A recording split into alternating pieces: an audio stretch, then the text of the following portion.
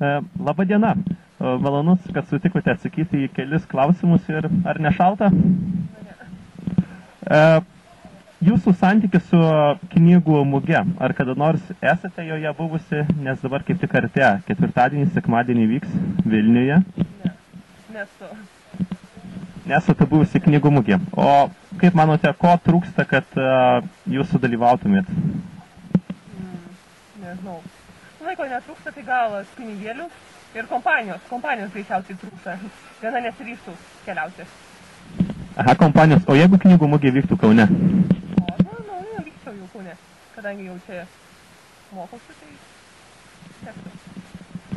Kokią vietą jūsų gyvenime užima literatūra ir knygų skaitymas? Nesu didžiausia mėgėjas knygų skaitime. Nelabai skaitau knygas. Taip, tai istorinės matau nebent.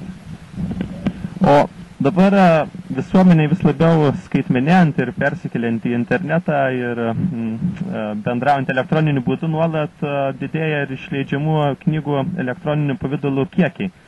Kaip manote, ar ateityje spausdinta knyga išnyks, ar tai yra tik trumpalaikė mada? Na, aš kaip neskaitytoja, kiek žinau, dabar jaunimas labiau mėgsta skaityti internete knygas. Bet man atrodo, kad neišnyks iš tikrųjų knygų skaitimas. Paprastomis knygomis, nes daug maloniau yra skaityti knygas popierinės negu internete, nes vis dėlto ir akis pavargsta ir taip nuovargis jaučiasi. Labai dėkojame Jums už pokalbį. Labą dieną, malonu, kad sutikote padėti. Tai kaip ar nesušalote? Nu ne, normaliai. Mūsų pokalbio tema būtų knygų mugė. Gal galėtumėt pakomentuoti, koks jūsų santykis su šiuo renginiu, ar jį kartais nuvykstate? Kokia mugė? Knygų mugė, tradicinė kasmetinė. Na, kaip tradicija ar šiaip kaip renginys idėja, tai įdomu, bet nuvykt nelabai. Nelabai. O jeigu knygų mugė vyktų ne Vilniuje Litexpo rūmuose, kur nors Kaune centre? Nu tai jokio skirtumo, nes aš iš Vilniaus, tai man patogu.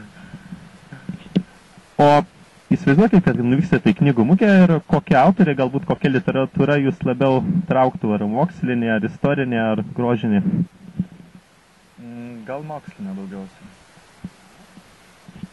O apskritai jūsų gyvenime literatūra kokią vietą užima? Gal kaip saviugdos daugiau.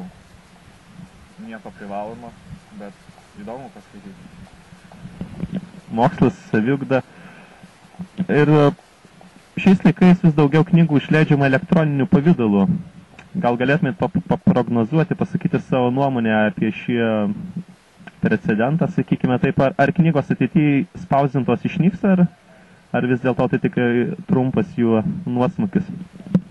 Nu, dabar daugiausiai visko yra perskaitomas per internetą, bent jau taip manau. Tai manau, kad labai tikėtina, bet vis tiek labai daugam su akim blogai problemos, tai jie nelabai gali skaityti. Vis tiek renkasi tą klasikinį variantą.